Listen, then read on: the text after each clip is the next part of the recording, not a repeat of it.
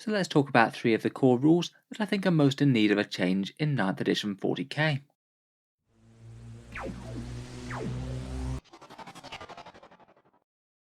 Hello and welcome back to Auspex Tactics, where today we're talking about ideas for improving Warhammer 40k. And in this video I thought we'd just drill in on a few rules that I think would be really easy things for Games Workshop to change if they wanted to,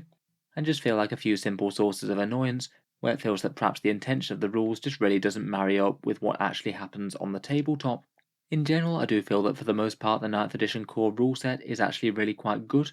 For the most part really quite similar to 8th edition, but with quite a lot of the weirdest things ironed out. In general it does tend to incentivize building armies that actually look like armies, and have both emphasis on killing enemy units as well as holding points on the battlefield. For the most part I do feel at least the core rules do a fairly good job. In general, most of the issues of 9th edition 40k I think tend to be caused by the actual codexes, and either Games Workshop's inability to balance them, or just Games Workshop's desire to have the newest thing come out always be the best. I feel if they actually decided to balance the codexes somewhat well, we'd have a really good edition on our hands indeed. In any case though, today I wanted to talk about three of the main rules that I think could do with an improvement, so we'll just go through each of those three in turn, why I think they cause issues, and maybe a couple of ideas for how I'd try and fix them. Definitely not an exhaustive list this, so if there's anything else that you think needs a fix, then please let us know down in the comments. So first up, out of three, I feel that one change that could be really easily addressed would be the issues with Assassinate and multi-model character units, one of the secondary objectives that's been the case since the start of 9th edition, and has survived a fair few erratas and new chapter approved books that have changed a lot of the secondaries, but Assassinate does seem to have stayed the same. It is only a minor thing, but I do feel it just really unnecessarily punishes certain units in the game, just by making a couple of units potential complete liabilities if the opponent does manage to kill them at some point during the battle. The way Assassinate works is that usually you get 3 victory points per killing character unit in your opponent's army. So typically if your opponent's got 5 or more characters and you think you're going to get to grips with at least a few of them over the course of the game, it can be really quite a nice secondary to choose. Interestingly though, the Assassination secondary scores you 3 victory points per character model killed, not character units, which really punishes certain multi-model character units, meaning that they can give up almost the entire secondary if you just manage to kill something like 100 to 200 points worth of models. Maybe a couple of the best examples are Gaunt's Ghosts and Chaplain Grimaldus and his Servitors. Basically, Gaunt's Ghosts is a 6 model unit, each one of which have the character special rule, so if you do manage to wipe out their squad, which is only just over 100 points of models in game, you basically max that entire secondary, despite the fact that you've only killed one character unit. The same is kind of true with Chaplain Grimaldus. Often you might struggle to get to grips with him if he's behind a whole load of Crusader Squad angry Space Marines, but still it just feels really quite arbitrary that you could kill a few of his servitors and basically almost max Assassinate, again despite the fact that he's basically only just one character with a few hangers on. There are a few other examples out there, for example Celestine and her Gemini, though admittedly taking Assassinate against those guys does feel like it could be a bit of a trap. Those three are just very hard to kill due to getting up back up when they die, and then Celestine healing the Gemini as well. For me, I just was surprised that they didn't alter this a little bit in the last chapter approved. I feel that they should just probably change it to character units killed rather than character models, or at least say something like no more than 6 VP from any one unit that you manage to kill. That would still allow you to get increased victory points from these targets, but not basically max out the secondary from essentially one kill. Admittedly, it is a bit of an edge case one, but I feel like it's one that they could very easily improve. Next up, there's a rule that I've talked about a few times on the channel, and I feel it's still going to be quite a common request for Games Workshop to try and change at some stage. In 8th edition, the Bodyguard character protection rules were a bit of a mess. Just about every single codex's rules works differently. Some bodyguards would flat out prevent shooting, some of them would have the bodyguards take mortal wounds when the character was shot, and some of them would just basically intercept the blows that hit the character. It seems in 9th edition Games Workshop did decide to standardise these, which is definitely a good thing, but they also chose to make them super powerful at the same time and just create a lot of situations in game that seem unlikely, with bodyguards somehow managing to protect characters while also remaining completely hidden themselves, and allowing a bunch of gamey exploits, which are kind of fine in a tournament setting, but I feel do create some weird situations for immersion on the table. The current bodyguard rules means that if you've got a unit that has the ability, if there's a character within 3 inches of them, then that character just can't be shot for any reason. It applies to things like Space Marine Command Squads, Lists of Battle Sacrosancts, Tau Crisis Bodyguard units, and really quite a lot of others. but I feel in general it causes the most problems when people choose to hide their bodyguard units out of line of sight and put the character in line of sight, and it just allows a whole bunch of really quite weird situations to flourish.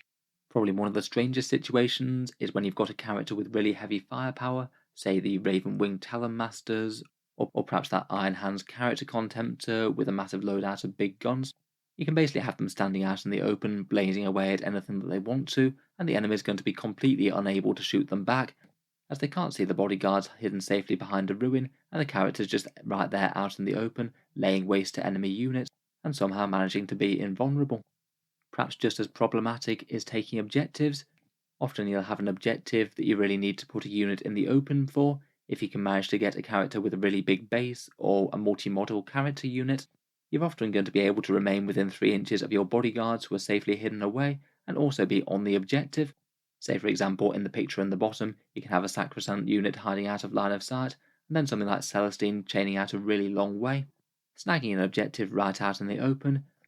and there's literally no way to shoot them off the objective until they've cleared the models that are out of line of sight.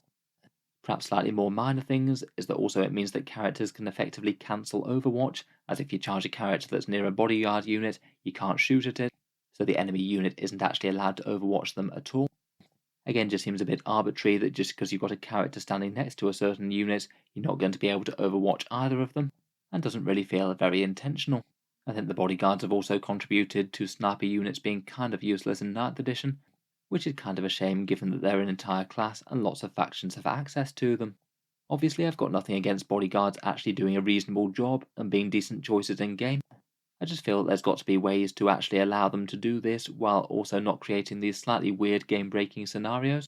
I feel there's really quite a lot of solutions that you could take to make it a bit less weird. Perhaps making the bodyguards so they actually have to be either visible to the character or perhaps to the unit that's shooting at the character. Or maybe the more simple solution would be that provided the enemy unit can target the character normally, the bodyguards would just intercept the hit rather than stopping the firepower altogether. There'd still be big limitations as to whether or not the character could be targeted with Lookout Sir, but it would actually mean that the bodyguards would have to be in danger if they're going to be stopping firepower into the character, which kind of makes sense to me. It just doesn't really make sense that you'd be able to stay completely safe while also managing to somehow shield your commander from any harm whatsoever. Finally, another rule that I think might be a fairly easy fix might be the fortification deployment rules, something that they did tweak slightly in the Warzone Nachman mission pack, but I still feel that the rules leave a fair bit to be desired. Basically, as per a big rulebook FAQ, fortifications aren't allowed to set up within 3 inches of terrain features aside from hills, and then if you are playing the tournament pack for Warzone Nachmund, if there's nowhere to put the fortification on the table, you can choose to trade out a piece of terrain in your drop zone and put the fortification there. I think the main reasoning for the rules are to stop you from closing off movement avenues, particularly for fortifications that can't be destroyed, as there's a bunch of bits that basically operate as battlefield terrain, as opposed to actual units with rules. It might also be to help stop people making weird combinations of fortifications and ruins, maybe having a ruin and then dropping a fortification just behind it to make a really weird mess of terrain that's going to be a really hard prospect to charge. So I guess they just took the decision to keep fortifications very separate. I think the main issue with this, though, is that if you have really quite close fit tables, a whole load of fortifications might well struggle to set up, and even if you are using Warzone Nachmund, you might well have somewhere that you can technically put them down, but that somewhere might be in a truly terrible location where the fortification is going to have absolutely no relevance to the game. I just feel that, say, if you're turning up to a tournament and you're not entirely sure as to what the terrain layout's going to be, then you might well be running a risk by taking fortifications along as to whether or not the terrain rules are basically going to stop them from being deployed or being really forced into a suboptimal location, if there is somewhere to drop but it's only where you don't want to go. I feel like it's maybe not so much of an issue in casual games. If you're taking fortifications along, I think you could usually just talk through setting up them in a reasonable place and making sure that there's enough space for the terrain to accommodate for them. But I feel like if you are going for standard terrain layouts or something more complicated, it can be kind of difficult to accommodate for the various different sizes and shapes of fortifications in 40k. You could maybe have designed layouts on the table that accommodate for some slots to put down fortifications, though I guess that means that you could be leaving some really quite wide open gaps if people don't bring them along. A fair few events use player placed terrain,